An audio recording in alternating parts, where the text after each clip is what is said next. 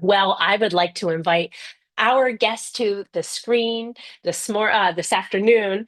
We're joined by sociologist, liturgist, and a sacred music composer, the I'm going to say the Dr. Amanda Udis-Kessler, who is going to offer us a new way of thinking about ethics that is consonant with the commitments of our progressive Christianity and is an invitation to help us follow Jesus in times of violence, cruelty, and corruption. And so, Dr. Amanda, thank you so much for joining us virtually today. And I would love to know, what is it that is nurturing your soul, or how do you find your soul this wonderful afternoon? Thank you so much for having me. It's really a joy to be here. I think today, just by virtue of kind of being in this space, I'm finding myself with a mix of ease and peace on the one hand, but some excitement and good high energy on the other. It's just such an honor to have this opportunity and to be among so many other people who want the world to be what it could be. Oh, amen. Who want the world the way that it can be, right? So often we say the word, oh, well, it should be this and it should be that, but you're saying no, it can and could be this. And so I love that. So thank you for that. I just want to give a visual to everyone. We're going to be talking about this amazing book today. I had the wonderful opportunity to have Amanda reach out to me. Oh my gosh, it feels like a year ago now at this time, but or lifetimes ago, and really just engage me in conversation about why you thought this book was important. And we had hoped to feature this earlier this year, but because of timing, it just didn't work out. But Amanda and I were speaking last week, preparing for our webinar today, and we both agreed that there is no such better time as this than to have the conversation around this book. So I'm going to turn it over to you, Amanda. You have a very brief non-visual presentation. So those of you who are watching later, who are unable to view the screen at this time or later, that this is just a short presentation, and then we're going to delve into a conversation. Because I think what I like about this book is it's a handbook. And sometimes with handbooks, it helps to be able to have somebody guide us through that book. So Amanda, I'm going to turn it over to you. Okay, thank you so much. So what I want to do, the book has 7 main chapters, and I'm going to say a little bit about each of those, and then I'll mention just one or two additional points, and then we'll move into the first part of the conversation. So the book again is called Abundant Lives, A Progressive Christian Ethic of Flourishing. And in the first chapter, I make the case that ethics cannot rest on principles such as rights, equality, freedom, or justice, because different people use those terms in different ways, some of which help people and some of which harm people. Happy to give examples later if you like. Instead, we need an ethic of flourishing that leads us to remake society so that everyone has a real chance to have a good life, and so that most of the avoidable suffering that so many of us experience is no more. So this ethic of flourishing begins with 3 claims. Any idea, value, action, organization, or institution that helps people flourish is morally good. I'll say more about what flourishing is in a minute. Second, any idea, value, action, organization, or institution that causes avoidable suffering is morally problematic. And third, and very importantly, absolutely all people ought to have the opportunity to flourish and to avoid unnecessary suffering. So then chapter 2 begins to get more specific about what we mean by flourishing. And the way I do that is by considering some universal human attributes through which we flourish, fail to flourish, or suffer avoidably. For example, human beings are inherently embodied, and our embodiment means that we flourish, fail to flourish, or suffer avoidably in and through our bodies. So at a minimum, a society that supported bodily flourishing for all people would provide everyone with survival resources, food, water, clean air, housing, sufficient money to buy the things we need. Such a society would provide appropriate comprehensive, affordable health care for all people. It would keep all people safe from violence, harm, and danger that damages our bodies or ends our lives.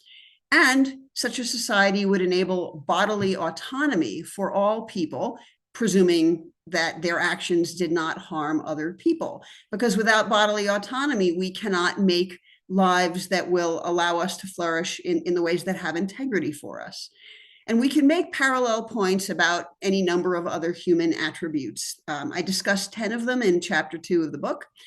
In addition to being embodied, for example, we are emotional beings, we are relational beings, meaning-making beings, learning beings, moral beings, and sometimes immoral beings. We're spiritual beings and creative beings and so on.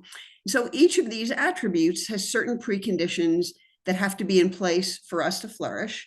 And if society is set up in certain ways, we are likely to suffer needlessly in and through these attributes when society is kind of structured morally badly. So then chapter 3 turns to the idea of what systemic inequality has to do with flourishing and suffering. And by systemic inequality, I certainly mean racism, sexism, and heterosexism, but I mean all forms: ageism, ableism, anti-Semitism, Islamophobia, and so on. And one thing we know about all forms of systemic inequality is that they all block flourishing and they all cause avoidable suffering.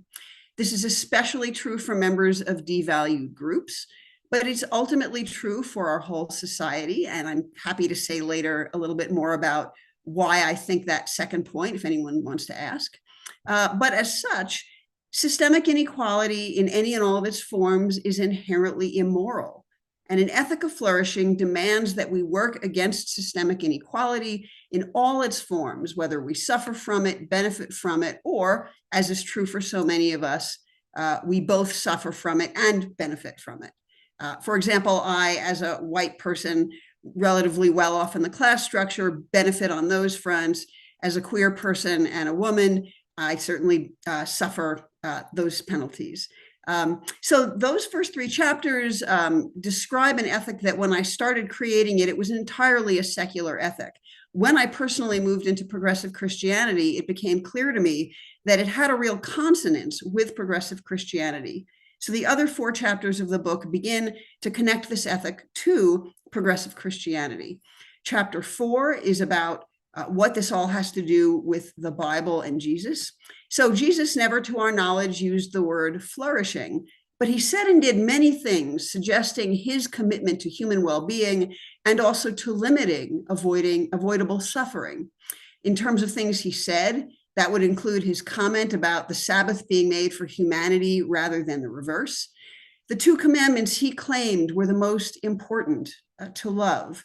His parable of the judgment of the nations, when we see that the nations that did not do well, not individuals, nations, very important these days, the nations that did not do well were those that caused avoidable suffering and did not help their people flourish.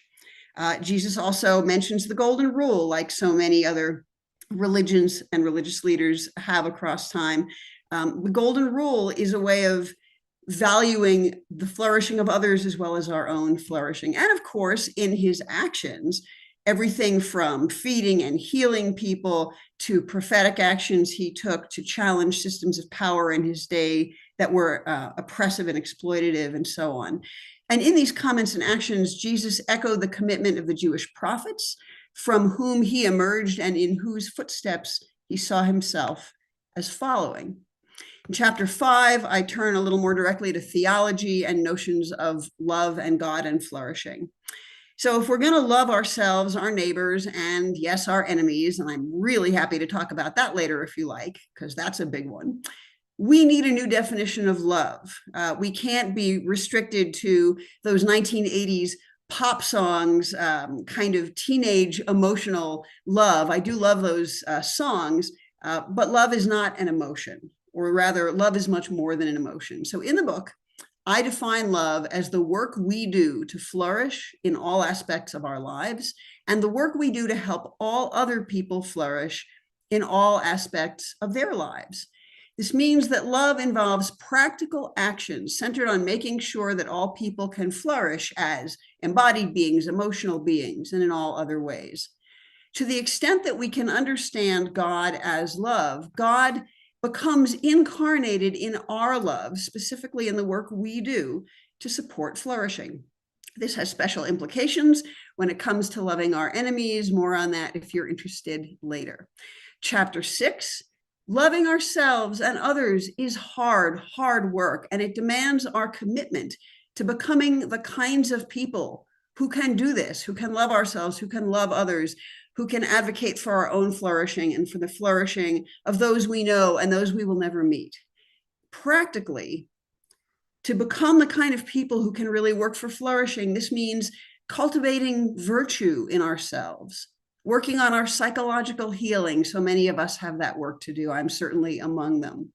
Developing spiritually through spiritual formation practices, educating ourselves about how systemic inequality works and how we can struggle against it, and so much more. And chapter 7 points out that work for justice is work for human flourishing, and it represents a kind of public love. Now, plenty of important theologians and pastors have talked about the relationship between love and justice. And one way I like to think about it is justice is how we love people we will never meet. So we can understand our congregations as what I call in the book spiritual fitness centers that help equip us for the work of love, which is to say, the work of flourishing. We can also make our congregations into laboratories for radical hospitality to enhance the flourishing of those who find their way to our doors. The book concludes with a vision of what the world could look like if we were all truly committed to the flourishing of all people, and with an invitation for us to, as they say in Star Trek, make it so. So that's a quick introduction to the book.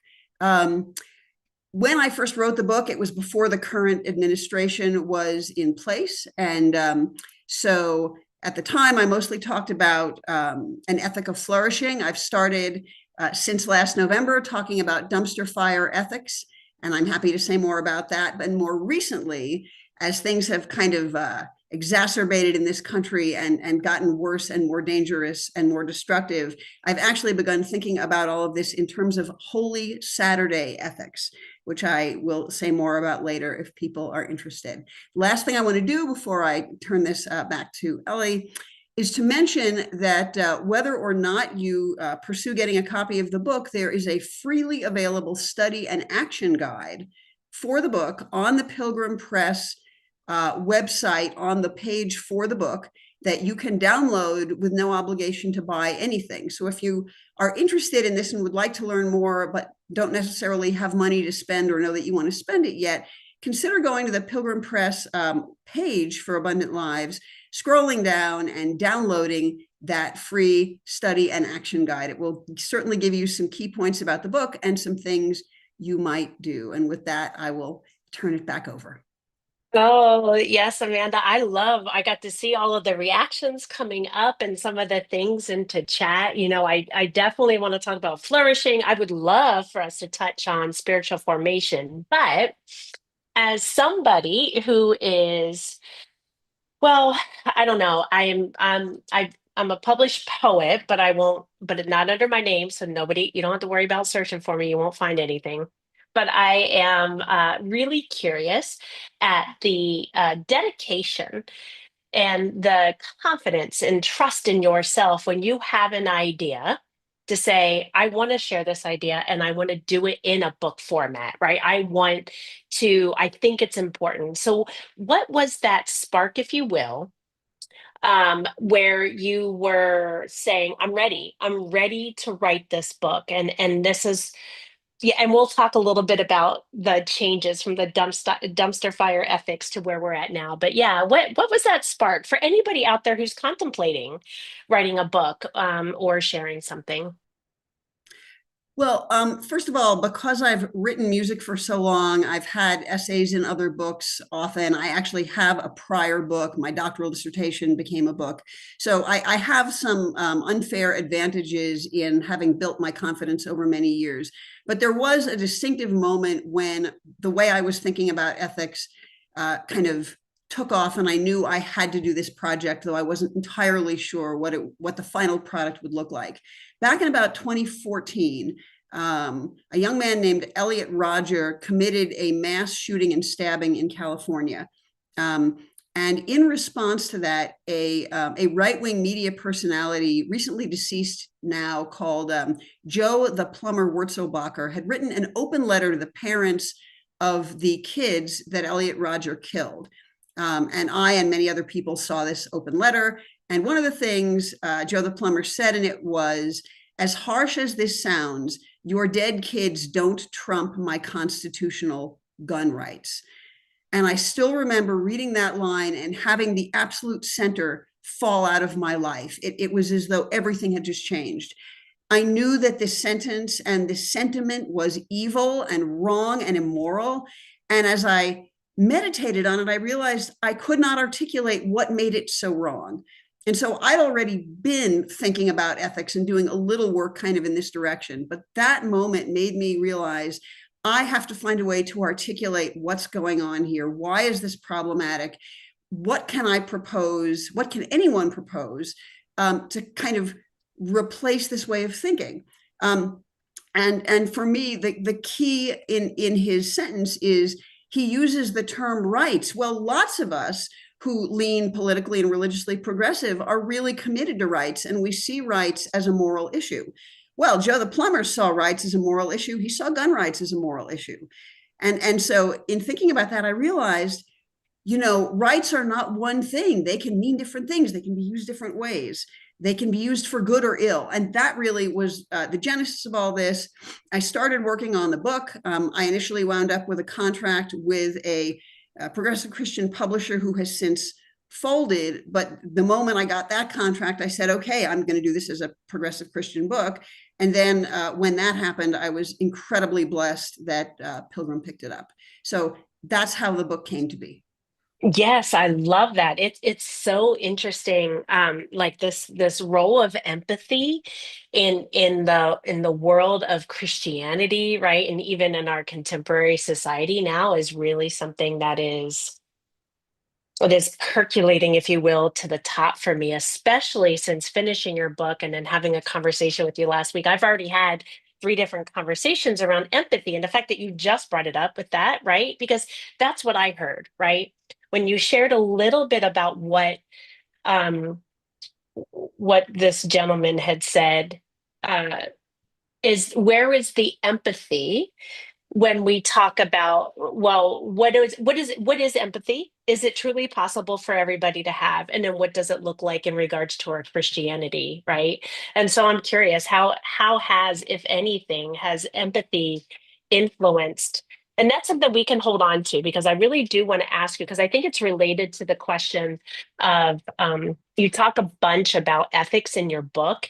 And so I'm curious about, what is ethics and how do you see ethics and Christianity blending together? And then what does that look like in regards to that empathy question that I just brought up? Sure. So I think of ethics as systematic thinking about morality. And the way I personally came to Christianity, which was late in life, I grew up a secular Jew. I spent 30 years with the Unitarian Universalists and went to seminary to be a UU minister, which did not happen.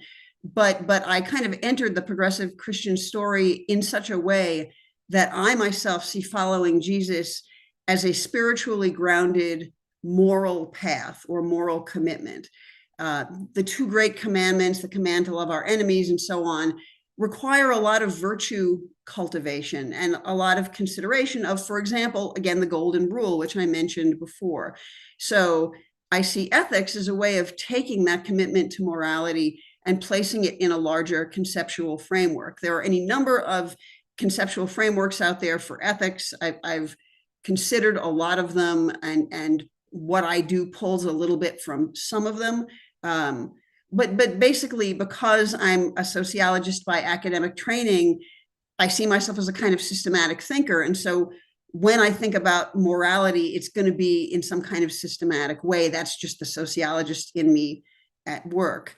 And in terms of what all that has to do with empathy, I think there may very well be people who just have been gifted with empathy. It's simply what they were born or raised with, or their families or communities sort of cultivated it in them, which is wonderful.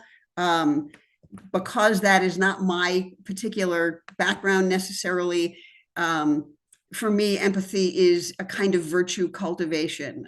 It is something that those of us who have struggled to stay well connected to others emotionally and relationally have to work on. We have to let our guards down, and we have to learn to trust maybe more than we initially learned to trust in our lives. And so we can make space for empathy and for feeling safe enough and resourced enough and abundant enough to be able to care for other people without getting into zero sum or scarcity mindsets. Yeah, I definitely want to talk about that scarcity mindset because I think that that will go into a question that we'll talk about later. So, do you do you think empathy is possible? Like, do you believe, that empathy is innate in each of us and it has to be cultivated, or what do you think it takes us to reach, in an empathetic state, if you will? So, William James, a long time ago, when he wrote The Varieties of Religious Experience, made a distinction between what he called once born and twice born people, those people who were kind of naturally spiritual, and those people who had to go through a process of cultivating and developing their spirituality, whether that was building something up or letting their guard down or whatever. And for me, empathy is similar.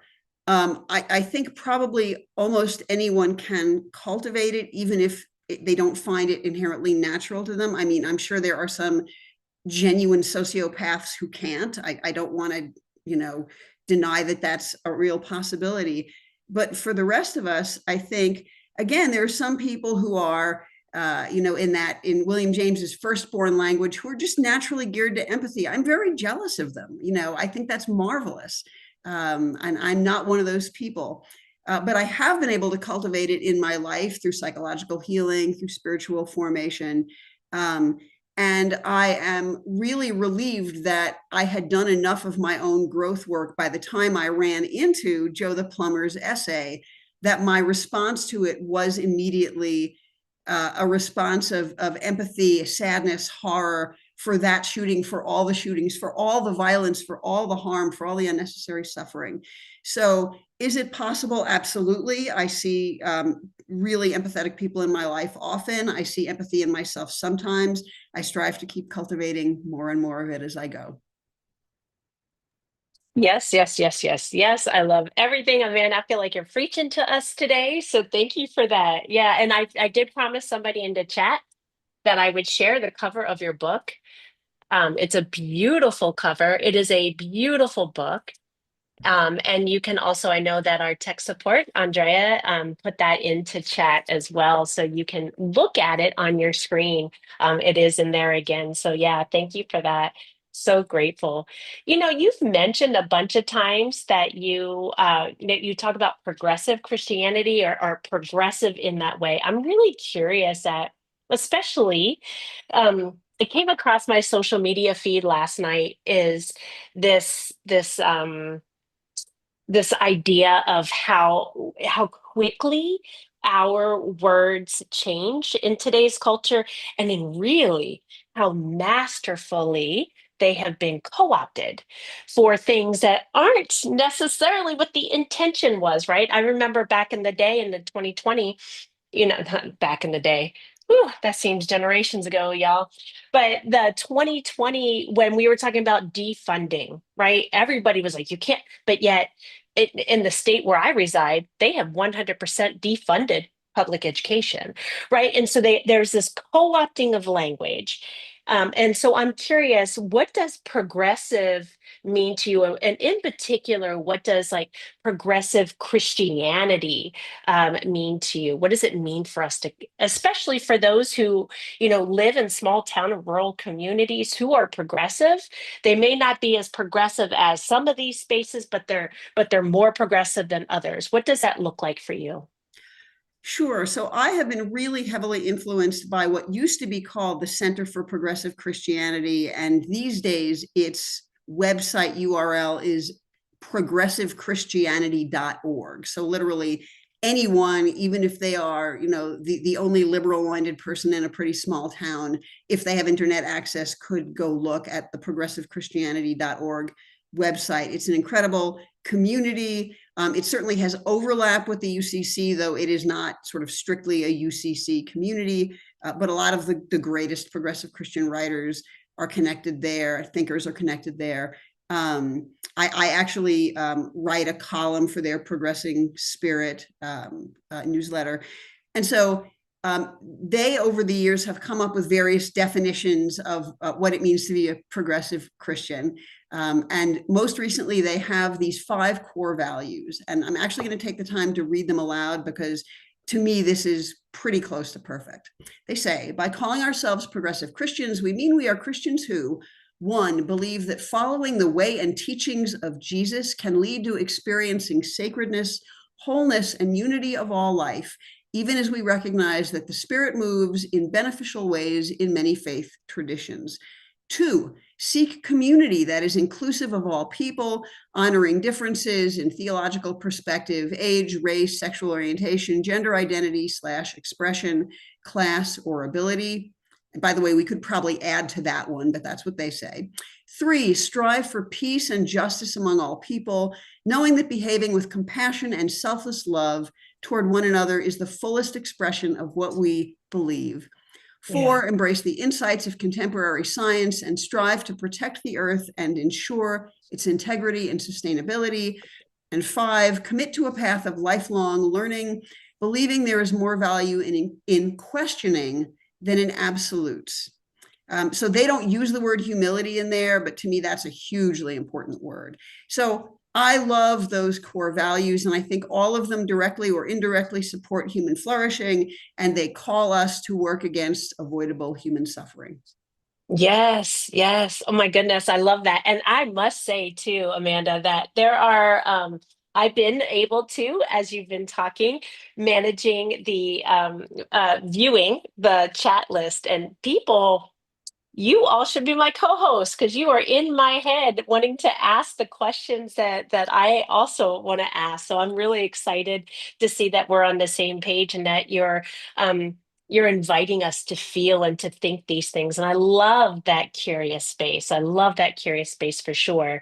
You talk about in your presentation a little while ago, you alluded, I should say, to Holy Saturday ethics. So going from the title of this webinar, right, dumpster fire ethics, to this Holy Saturday ethics. Can you spend some time on this and why do you believe it is so relevant for us today? So the dumpster fire ethics piece of that, I hope is fairly obvious when we think about what has been kind of going on in the country this year, and especially the extent to which the strategy of the current administration has been to flood the country and flood the media with action after action after action after proclamation after proclamation after proclamation, designed to dismay, dishearten, and disempower people with values that probably many of us gathered here today share. And so in that sense, the idea of a dumpster fire kind of came clear to me early in the year as I was watching this unfold. Over the past month or so, though, I have found myself thinking a lot more about Holy Saturday. And to be really careful here, I don't mean Holy Saturday as we think of it now. I don't mean the day that we sort of begrudgingly shut up for a little while we wait with great anticipation for Easter. I mean the first Holy Saturday. And to be clear, I don't know that that was one day. There are many ways of understanding the resurrection story. I don't know if it was a day, a week, a month, a year. I didn't know how long it took for Jesus's followers to re-encounter him. That's not super important. But there certainly was this period of time, whatever it was, between his death and his resurrection, again, however we understand that, during which time his followers had no hope. His followers were terrified. They were probably howling in despair. They were probably, sleepless with grief and horror at what had happened. This person who they thought was going to be their liberator, who modeled this way of being in the world, who had this incredible faith that they were struggling to take on themselves and to live into themselves, had just been summarily, horribly tortured and murdered. And here they all were, living under occupation, living under violence, no idea whether the authorities were going to come after them or not. That first Saturday, whatever that Saturday was, whatever it meant, however long it lasted, we aren't there right now liturgically. We are in ordinary time liturgically. But politically, I'd like to propose that we're in something pretty close to Holy Saturday. I mean, in terms of the state of our society and the state of our world, the harm being done to people being disappeared, killed, arrested, having their rights taken away, having their history, our history erased from public monuments, from libraries, from websites, all of the harm, all of the avoidable harm that is being done now to lift up a set of values centered on cruelty and domination and power, in which every temptation that Jesus ever managed to avoid and taught us to avoid, they are not being avoided by the people in power these days. They are being assiduously lived into and causing so much harm. This is as close to Holy Saturday for us as I have ever seen our society politically. Again, I'm not talking about the liturgical season. And so if we are in a kind of Holy Saturday, if we are in between the time when the harm is being caused and when the hope is being observed, when the positive change is visibly in place, if we are in between those times, if we're in a liminal space, what are we supposed to do? What does it mean to act ethically now? And yes, it does mean all sorts of concrete things, feeding the hungry, housing the unhoused, advocating politically for rights and democracy. I mean, of course, it means all those things. But in terms of us managing our own ethics, living in our own integrity, what on earth can we do when we may not have a lot of power over the political outcome? Yes, we have to act as though if we act collectively, we will have the power. I just actually released a new song called When Enough of Us Say No. So I do believe that.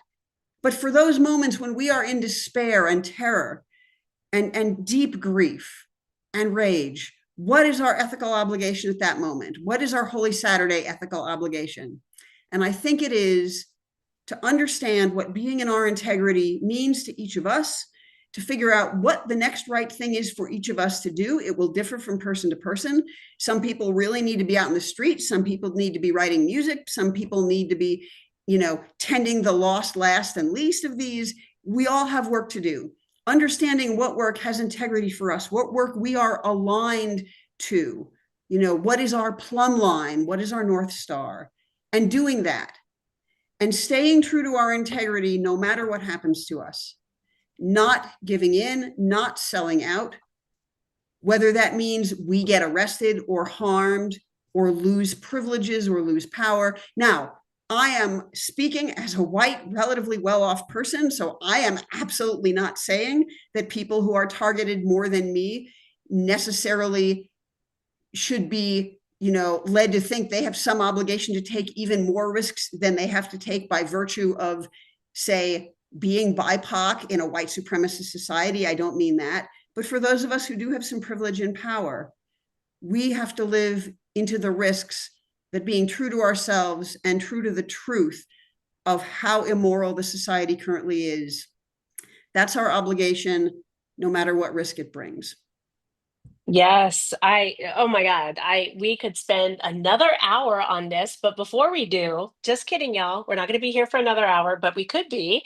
Um, I want to invite you, for some of you, you have been using the Q&A feature, which is that dialogue bubble with a question mark. Please go ahead and populate that. We'll be getting to that in just a moment. But I want to elaborate a little bit more on that last response, Amanda, because it was so rich. So if we can meander in that a little bit. We've in your book, you mention a lot about embodiment, right? Embodied practice, embodied solidarity and stuff. And to me, when I think about Good Friday, when I think about Easter Sunday, and then the Holy Saturday in between, right? Just for some reason, or maybe not for some reason, whatever. This week has been incredibly heavy for me. Last week and this week have just been, and I don't pay attention to the news. I don't subscribe. I don't need to. I know what's going on. I do pastoral care support for my congregation. I work inside the prison. I get to meet amazing people like you. So I provide care for people no matter what's happening in the world, right? And I need to be my fullest and best self for people when I can be. And so for me, paying attention to the news and doing the doom scrolling, as folks say, it's just not in my capacity to do. But I embody the deep grief for the things that have happened since the shooting last week, to the flotilla, that's happening this week, and all of the things in between, right? So I imagine you have the deep grief and then you have this joy slash curiosity, like what's next? And then we have that middle, right? So that middle of ambiguity, that middle of that liminal space of not knowing. What I hear you say is you're inviting us to be uncomfortable. Yes, and I should say one of the next books I want to write is called Tidings of Discomfort and Joy. I Oh. literally recently had published an essay called Tidings of Discomfort and Joy that I'm happy to make available to anyone who contacts me if they want to. I have a background as an anti-racism trainer, focusing specifically on doing that as a white person, a European descended person, working with European descended people. And one of the workshops I used to give regularly was called White Discomfort. I gave it until someone got so uncomfortable at it that I was essentially asked to stop giving it, which tells you a lot. I think discomfort is one of the most important things that we who have any privilege or power can practice. And in fact, I would go so far as to say that it is our discomfort that will save us in some sense. Mm. And by that, I mean that only if we are willing to engage our discomfort, learn to live with it, learn to have it flow through us and out of us, learn to understand what it's about, and learn not to run from it, learn not to numb ourselves from it, learn, find ways of rejecting all the temptations and distractions and addictions that keep us from being uncomfortable. When we are willing to be uncomfortable is when we are probably most open to spiritual growth. At the Mm. same time, the other sort of half of that cycle is our spiritual growth practices and our psychological healing practices will help us better engage with discomfort. So it really is, there's sort of a positive cycle where as we continue to develop spiritually and psychologically and morally, we have more and more capacity to be uncomfortable. And as we have more capacity to be uncomfortable, we have more capacity to hold the pain of the world without succumbing to it and while figuring out what our role is in working to heal it. Yes. Yeah. Thank you. I want to invite all of us just for a moment to, however it is that you find yourself in this moment, just to breathe. And that could be for some of us, like myself, who's asthmatic and currently in a state where this is compressing my chest right now. Being intentional with filling our body up with the breath of life, inviting you to hold it if you would like, and then just to let it go.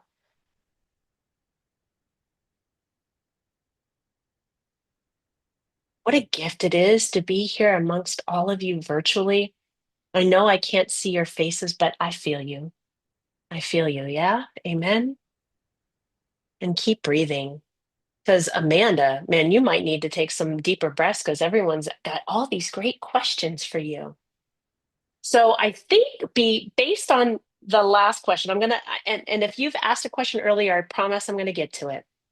But an audience member said, "Can can you please unpack the idea of an embodied love, even for your enemies?" What does that mean? And I'm going to pair that up with another question that says, "Well, what do you like? What do you mean, or what do you do?" Perhaps this embodied love goes into it when you have family members who think very differently from you and use their rights in quotation marks to justify harm to those who you try to uplift and protect. So, what is embodied love, and then what is it that you use with your own family members? Well, I am fortunate to not be in that situation in terms of my family, so I'm gonna actually break those into two questions. Um, the embodied love of enemies question again is a book length question, which is why it's hopefully my other next book. So in addition to wanting to write Tidings of Discomfort and Joy, I also have a project to write a book called How to Love Our Enemies. And the embodied love of enemies may or may not involve feeling generous toward them or emotionally wishing them well. I think before we get to any of that, what we absolutely can do is work for the flourishing of our enemies as we work for our own flourishing, as we work for the flourishing of the people we like or love, and so on. And so I really want to be mindful of time, but I need to say a little bit more about what I mean by that. You're fine. We go over when Okay, it's okay, rich like this. We go over. You're good. okay.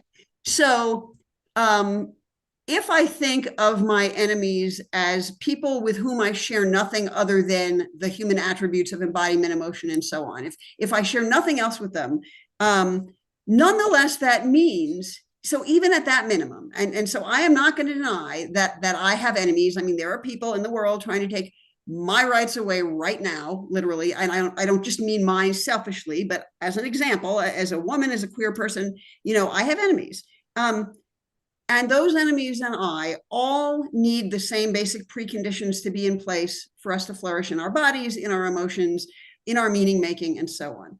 So, to the extent that my enemies also need affordable, comprehensive, accessible healthcare, any work that I do to support healthcare for all people, whether that's donating money, teaching about the topic, being an advocate or activist in the streets, talking to my congresspeople, whatever, anything I do to support healthcare for all, just as one tiny example of which there are literally thousands of examples. If I'm supporting healthcare for all, I am practicing the love of my enemies because my enemies need healthcare for all as much as I need it. No less, no more. We are embodied. They need the same access to healthcare I do. They need the same bodily autonomy I need. They need the same access to survival resources. So if they think they are somehow going to have good breathable air and I'm not going to have good breathable air, speaking of breathable air, I have bad news for them. The air is the air. And when I think about this, I think about, I like Matthew's version better than Mark's in this case. The idea that we love our enemies to be like God who sends the rain on the just and the unjust. Okay. So I look at that and I go, so the rain that falls is the rain that allows crops to grow, is the rain that gives us something to drink, is the rain that cools us off when we're desperately hot in Arizona.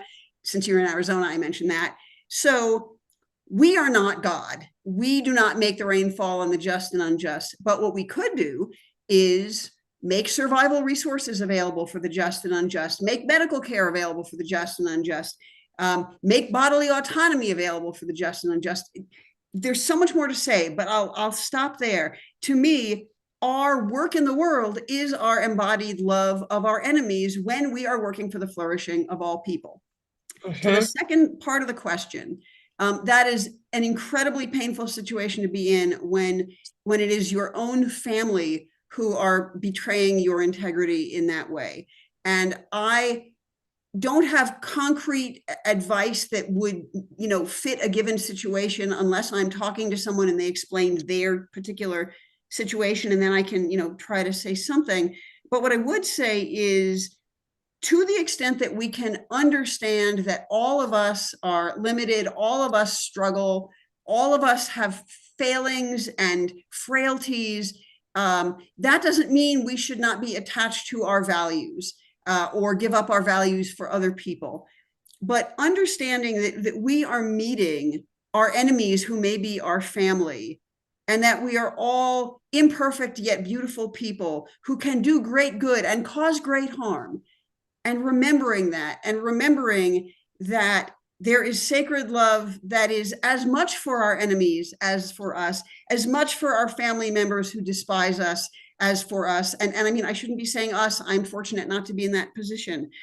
But I think the most important thing to any of you who struggle with family situations like that is ground yourself in chosen communities, ground yourself in your prayer life, ground yourself in anything that will give you access to that experience of sacred love, unconditional welcome, the good things, the true beauty of what Jesus experienced and tried to model for other people. So when we are held in that kind of love, it does not mean that we're going to have great relationships with our toxic family members or our unhealed family members, but it does mean maybe we will remember that we are more than their rejection of us. They are more than their rejection of us. And Ooh, we are more. We yes. who are rejected by them are more Yeah. than their rejection of Then us, they're rejected. but Yes. they are also more than their rejection of us. So Yes. Brian Stevenson, the brilliant civil rights attorney and writer, says in his book Just Mercy, which, by the way, all of you really need to read if you haven't yet, old but still really important. He says one of the things that allows him to work with prisoners on death row who have in some cases done truly horrible things is all of us are more than our worst moment, our worst action, our worst thought, our worst impulse. Whether we have engaged that worst impulse, said that worst thing, done that worst thing, we are all more than it. It doesn't mean it's not true. It doesn't mean we don't have reparations to make, amends to make. It doesn't mean that if we have a gift for the altar, we should not lay it down and go be reconciled with our sibling and then give the gift. Absolutely, we should.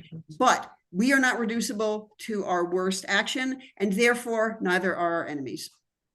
Mm, mm, mm. Love it, love it, love it. And I think I'm going to combine a couple questions here, because I think they're similar. And I'm going to forego the last question I wanted to ask, right?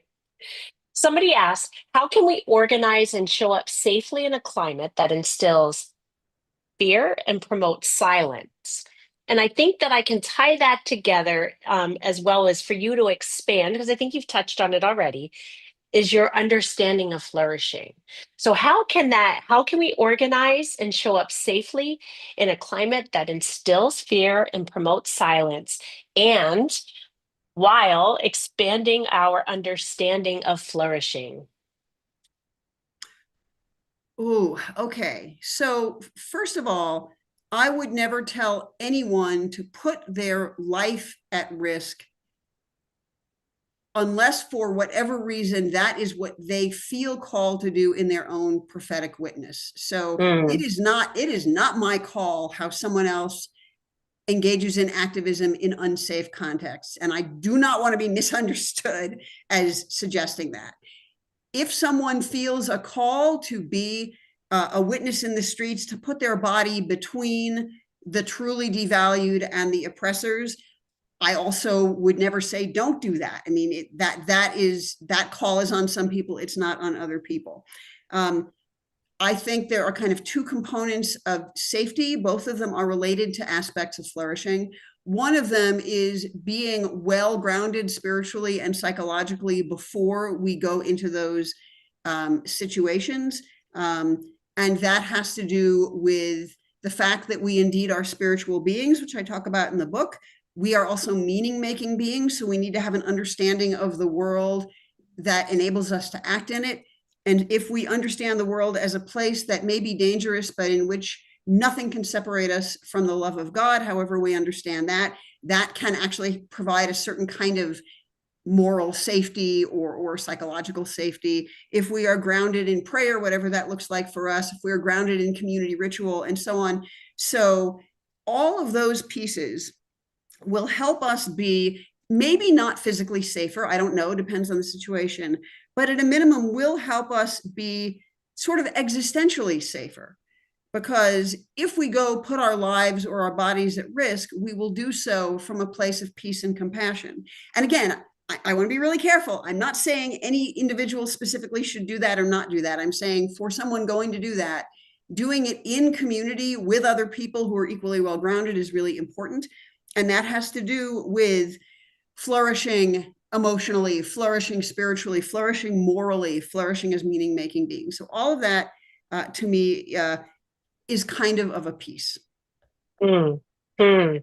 And I think too, right, what I hear you say, and not to oversimplify at all, is it's about being in relationship, right? So it's about being in relationship with ourselves. We have a number of people sharing in chat, and we have some other questions that talked about, well, who are the privileged people that we're talking about, and what does it mean for us to feel uncomfortable? I think that is, and I love how you continually refer to, I'm not asking our trans siblings, our BIPOC communities to be the forefront, right? It's there are certain situations where we are safer than others. There are, if you were clergy, wearing the clergy, attire allows you some privilege. So all of these things, like we all are in relationship to the privileges that we all individually come with, even if we're a marginalized community, right? But you have to be in relationship with yourself to one, know what you're capable of. And then two, when you say a yes to something and have to take a step back and be like, oh, shoot, that is not how I intended it. And or my expectations for the action was this. This is what the reaction was. How do I find the relationship so that way I don't get discouraged? So that way I don't blame the other. And that I move forward in that long arc of justice, right? We talk about the arc of justice, but not the long arc of justice is what Reverend Sarah Green, a friend of mine, says. She's like, we forget about the long part, right? So what I hear you say is about being in relationship, not only with one another, but with ourselves, Mhm. and understanding what it takes. And I think too, I think I've said this in a number of Nurture the Soul webinars, is this rush because the state of capitalism has us moving at this pace, that we don't allow ourselves the time to sit back and go, let me truly reflect. Where did I feel it in my body? Why did I feel it in my body? What happened that caused me to feel it in my body? You may or may not know. And then how did I respond? What can I do differently? What can I do to say, ooh, man, these last 2 weeks have taken it out of me. I'm going to have to take a step back. But because I'm in relationship with people with similar interests, and even people who come from different ideologies and practice on that interest, say, I'm going to take a step back for a little bit. Because I think communication is also important, right? I think in a world where we think social media and we think our phones and all this stuff is communication, and it is. It's just one of the many ways. And so, yeah, I invite us, right, to think a little bit about what being in relationship, what being in community, what communication looks like, and then what we are able and willing to give. Um, somebody said it seems like you meant to say we're in a world on fire, more the of that Holy Saturday image. Can you think a little bit about that dumpster fire? We keep returning to that dumpster fire. It's kind of a violent image to return to. What does that mean for us to return to that? If you can you help us think a little bit more about the dumpster fire as a way of understanding our time? Sure. So part of part of that image for me is that it isn't just one dumpster fire, it's a lot of them. Mm, And so we have to figure out which one we are going to address first, or which one is the biggest pain point for us, or holds the biggest hope for us. But I'm going to bring up maybe an unusual word in response to that, which is humility, because in what you were just talking about, the whole notion of relationality, I think the key is the idea that humility is not the opposite necessarily of pride. So I mm, actually also think a lot about humble pride in a queer context. Humility is the opposite of shame and humiliation. Humility is the situation of being in right relationship with other people, with oneself, with the world, with the planet, and so on. And so, and sometimes that does indeed mean stepping back and resting. You know, the earth rests. There are natural cycles, and we are creatures of the earth, and that's another piece to try to understand that late stage extractive capitalism simply wants us to forget about. But so when we are well grounded, when we are in right relationship with ourselves, with others, with the sacred, we can again kind of return internally to our integrity, to our plumb line, whatever that looks like, and ask, what dumpster fire before me is the most immediate concern? What is the next action I need to take? Which marginalized or suffering community is my immediate obligation to? You know, and so part of the power of the image of a dumpster fire is not just the sense that it is dangerous and powerful, but that it's out of control. mm, When we have the humility to stop, to breathe, to say, I don't need to react. I can breathe and ask how to respond. I can ask which is the next right action. When we say, yes, this seems to be out of control, but I don't have to be out of control. I can choose to remain in enough control to make a conscious, thoughtful decision. Even if we can't save the world, I think that is the kind of integrity we need to be cultivating now. mm, mm.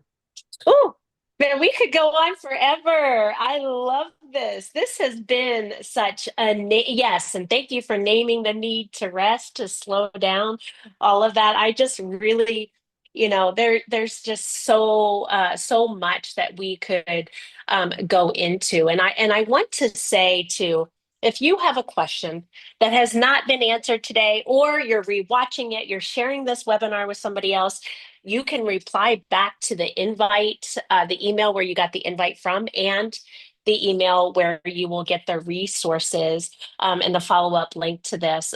We will be sure to connect you to Amanda for more. So I want to say thank you for that. And I want to thank you all for joining us on this webinar today, whether you joined us live. And look, I don't think you all know how much it means to me to know and see how you all crowdsource in the chat. That means you bring your own comments, your theologies, your ideologies, your resources, your references to our group setting. That's a mutual aid in intellectual and curiosity. So I wanna thank you all for doing that.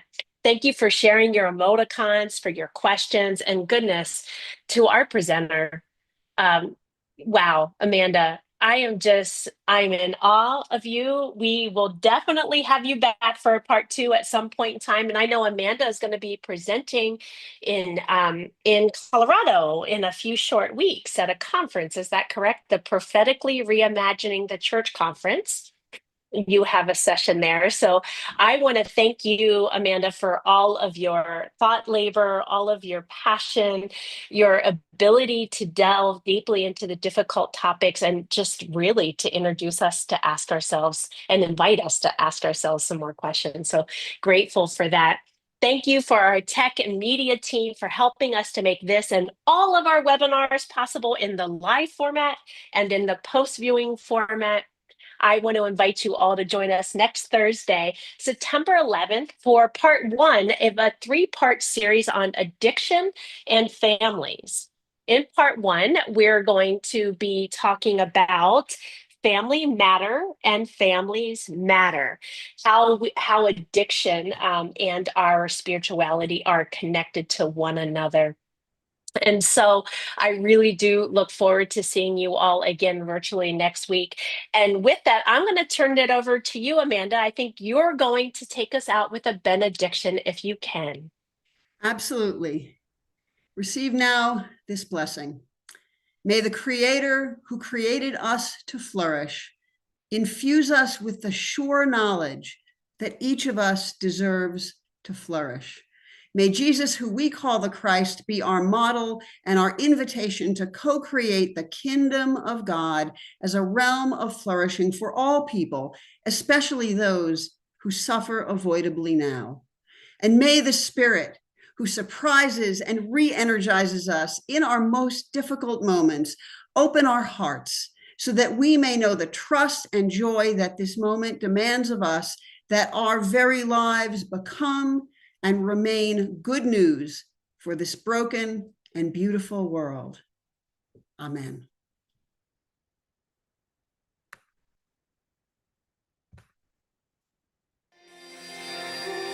Siblings in Christ, if you are moved by this conversation, if what's been offered here has helped enhance your ministry or has nurtured your soul for the journey, please consider donating to the annual fund of the United Church of Christ by texting UCC to 41444.